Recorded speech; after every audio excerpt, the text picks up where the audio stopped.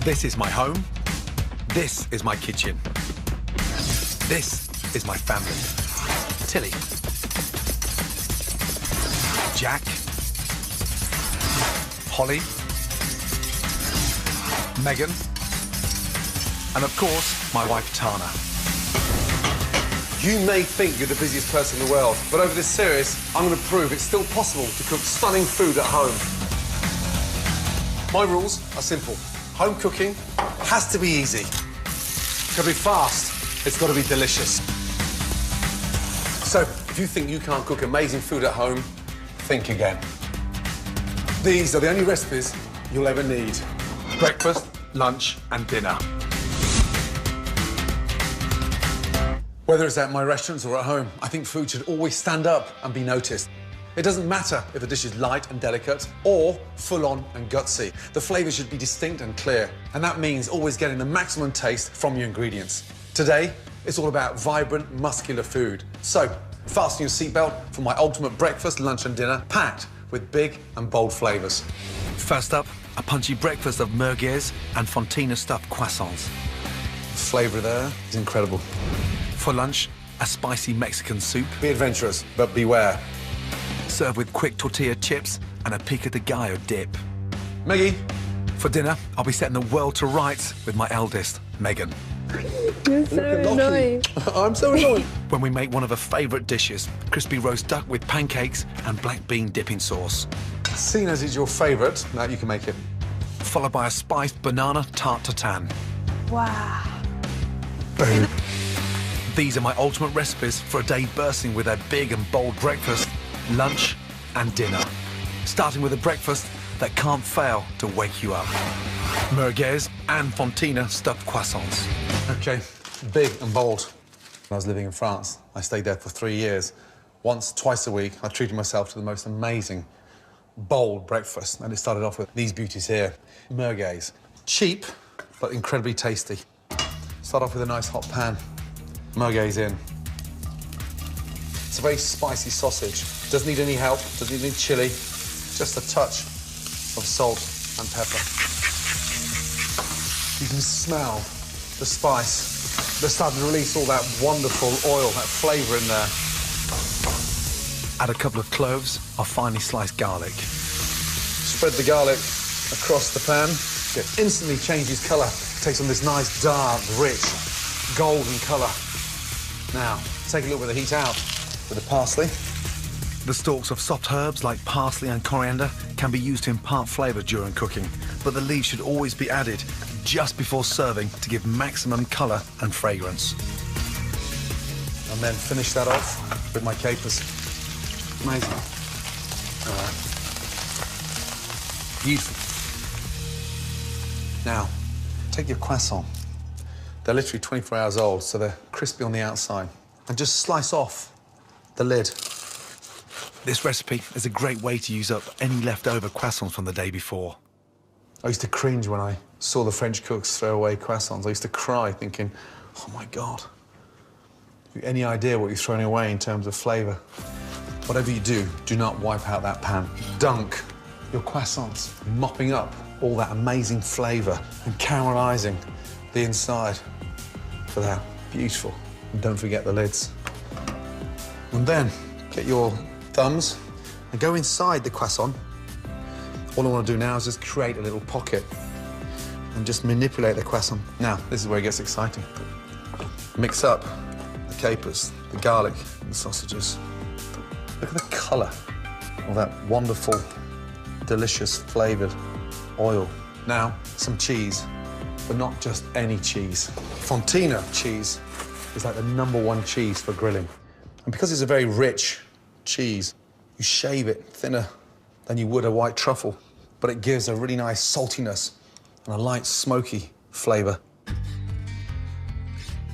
touch of pepper, a bit of salt. Place these big boys on the tray, literally 30 seconds, on the grill. Here we go. Nice.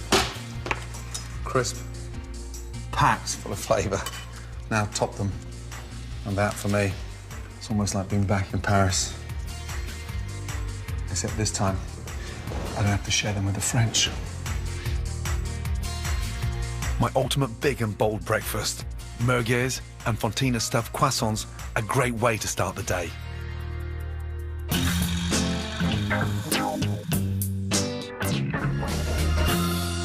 Never be scared of trying new flavors in your cooking. A few key ingredients can make all the difference. Here's a closer look at some I'll be using later.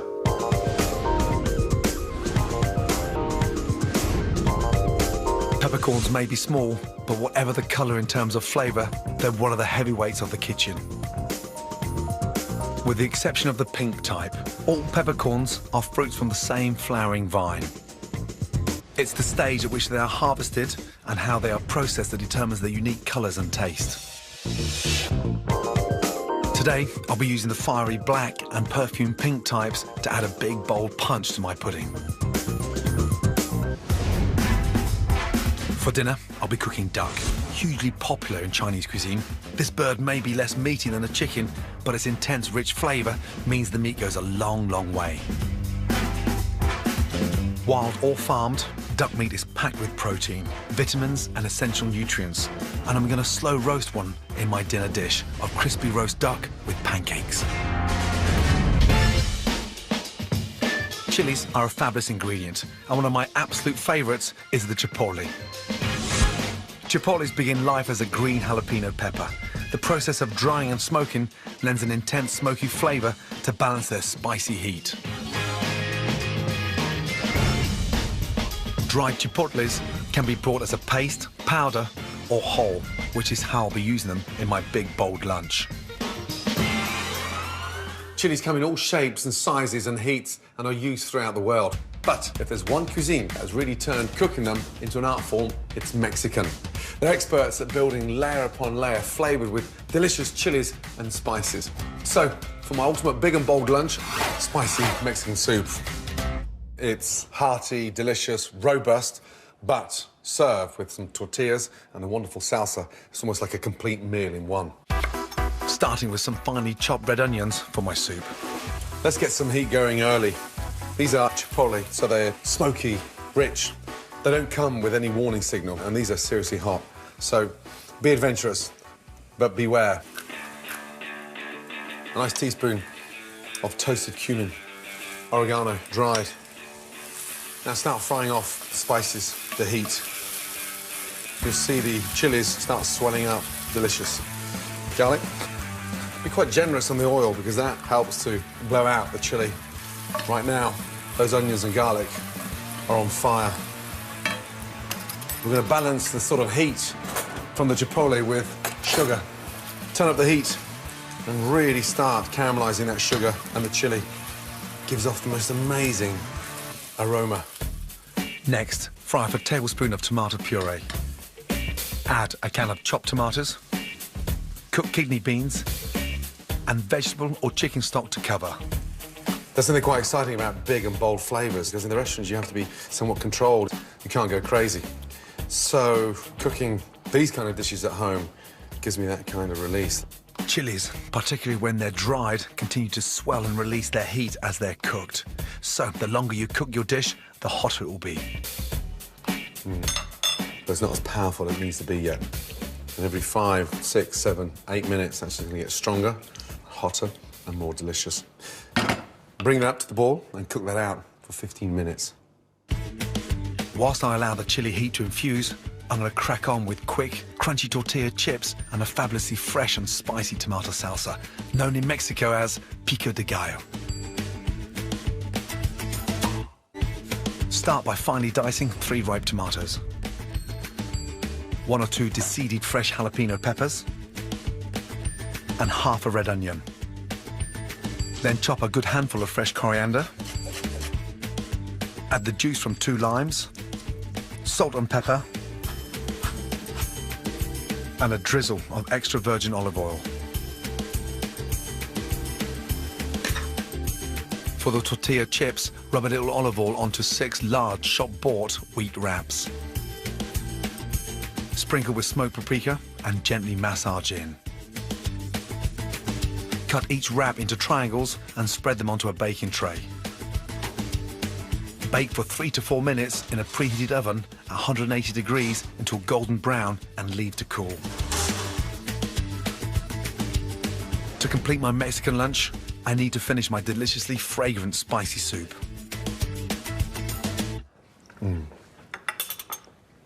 The spice is there. It is absolutely spot on. Now for the cooling down process. The Mexicans are brilliant at building layer upon layer of flavour with delicious chilies and spices. But they're also experts at tempering their dishes with cooling ingredients like avocado, sour cream and cheese. That's why you can take that amount of chili, then that spoon of richness, spice, all of a sudden the avocado's almost like a little fire blanket over those chilies. To further counter the chili heat, Mexicans use a rich, tangy, crumbly cheese, but I'm sprinkling on Lancashire, which is a great British substitute. And last but not least, cooling fresh coriander. One delicious, spicy Mexican soup. Serve that with your tortilla chips and your pico de gallo salsa. A phenomenal blend of textures and layers and spice and creaminess. Big, bold, and delicious.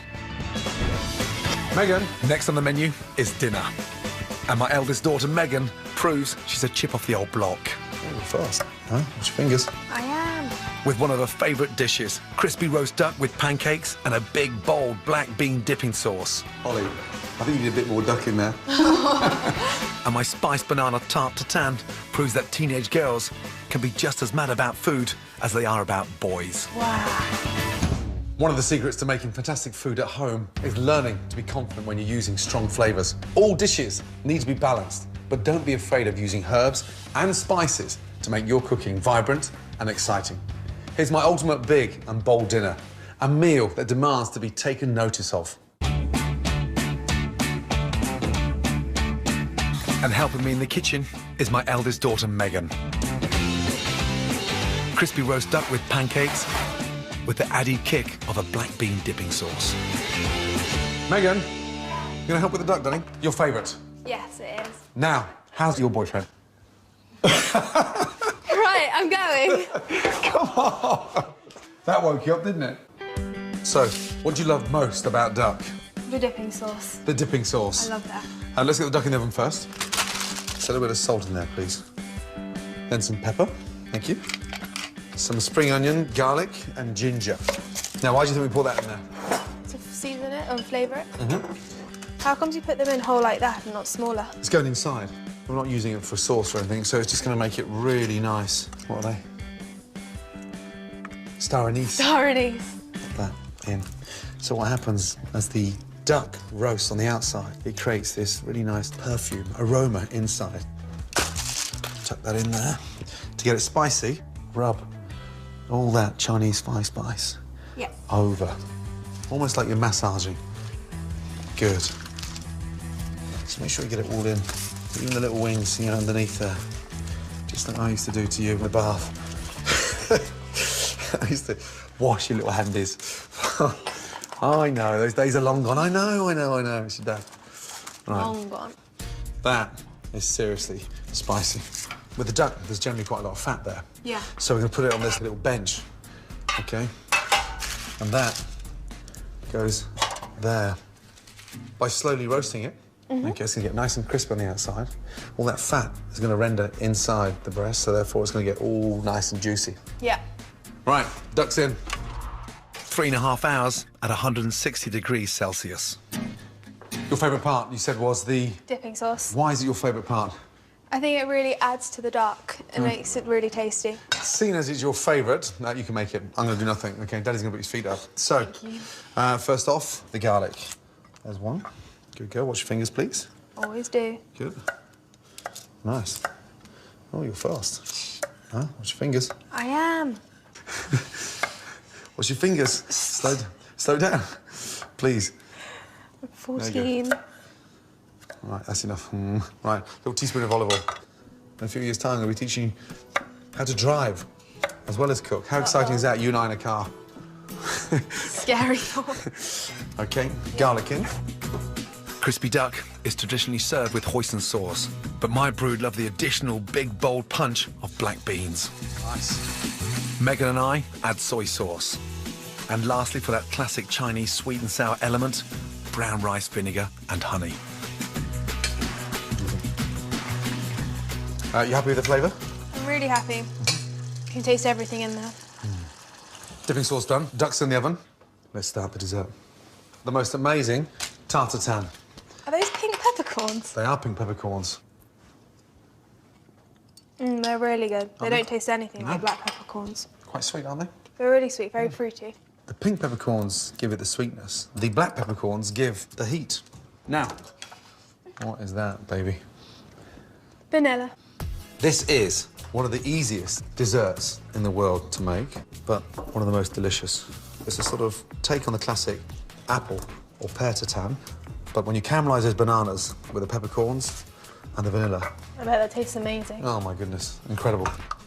Okay, we're gonna make the caramel. Start off with the cold pan first, and you just press that butter in there. How comes you do it like that and not let it just melt naturally? Because I want the butter to stay cold, because I'm gonna stick the bananas in there. Okay. And then we'll make the caramel and caramelise the bananas at the same time. Okay. So in goes those Vanilla. seeds. Pods in there as well. Okay, peppercorns done? Yeah, they're all done. Good girl. Sprinkle them over that butter. Just naturally. Naturally, yeah. Nice. And then, look, just very carefully, sprinkle sugar over that. You're doing them all the same size. Roughly the same size. Wedge it into the butter. Well, do you know what? Want the bananas really caramelised. You just stop them between. If you cram them in like this, okay, it will stop them moving around. Nothing's moving, Nothing is. okay? So they're all wedged in there. Sprinkle the peppercorns on top of the bananas so you've got that flavour in the caramel and on the top and the bottom. Right, puff pastry. Puff pastry is difficult and time-consuming to make, so I always buy ready-made when I'm at home. To get the best flavour and texture, go for the all-butter type and keep your pastry cold before using it. And this is where it gets really exciting. You get your fingers and you just pinch the end, so you thin the end. If you can do that for me very carefully, you have to be quick because the heat of your fingers can melt the pastry. How comes you do it, Dad? Because we get it nice and thin so we can clip it underneath. Now, we take a spoon and what we do is lift up that banana and tuck it underneath. See, lift up the banana. Like a parcel? Like a parcel. And see the thin bits of pastry? Yeah. How easy it is to get it underneath. Yeah. And that's why you thin them out. You do it so quickly. Well, because I have to be quick, otherwise the pastry will melt. Notice how we're not using anything sharp, so we're not... Would that cut the pastry if you... That's right.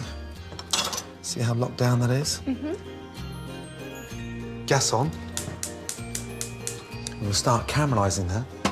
Those 3 little holes are so important. Mm-hmm. If we didn't put a hole in the Cause pastry, air bubbles. it will cause a lot of steam, so the pastry never cooks, it just goes really soggy. Okay. So, really important. The caramel's live now. We're working the caramel. Give it a little shake. How can you see the caramel through the pastry? And look what happens when it tilts. Oh, yeah. See? All comes running down. See? Yeah, now I see. Now that pastry, okay, is like clinging on to the bananas. And so when we turn it upside down, we've got this glove full of these caramelised bananas. Look at that. Wow. It looks like... Look-a-locky? Look-a-locky? Ah, look-a-likey. Got you now, baby. You're so annoying. I'm so annoyed, isn't it? It's your birthday soon. 15. I've just worked it out. On my 50th, you're 18. Perfect. We should do a joint party. Yeah, love it. 12 to 4 for the old ones. 12 lunchtime? Lunchtime till 4 for the old ones so they can go to sleep. Megan, And then please. we'll go on later. Come on. Perfect. This is where I get excited now. Look at the colour of that caramel. So, tilt the pan again. See how dark it is now? Yeah. Wow, it's gotten a lot darker now. Didn't take long. Didn't take long at all. That's nearly ready for the oven. But before I put that in, I'll get the duck out. Wow.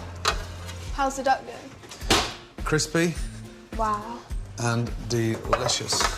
See how crispy that is? It's really crispy. That's what happens when it slow cooks. So, 20 minutes for the duck to rest and 20 minutes in the oven at 190 to 200 degrees for our banana tartatan. Time to knock up a quick hoisin and cucumber salad to put in our crispy duck pancakes. For the dressing, combine hoisin sauce, rice wine vinegar, soy sauce, a dash of sesame oil, and to give it that zingy Asian punch, some freshly grated root ginger.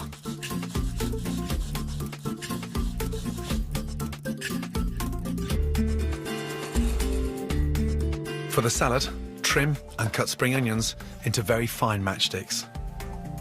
Peel a whole cucumber into long, thin ribbons. And shred in a couple of baby gem lettuces. Season and toss this fresh, crunchy salad in the sweet, yummy hoisin dressing.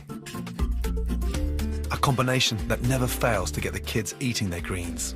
Wow. Look at that. So, see now where that pastry's caramelising. Caramel, so dark. And just a little tip, gas back on, and that will release it. Because if you tip it and it's still sticking, then some of your bananas will stick. Yeah. So now, see when it starts spinning around like that? It's moving around a lot. Moving around. And here we are, the moment of truth. When you know your daddy is the best chef in the world. Ready? Yeah.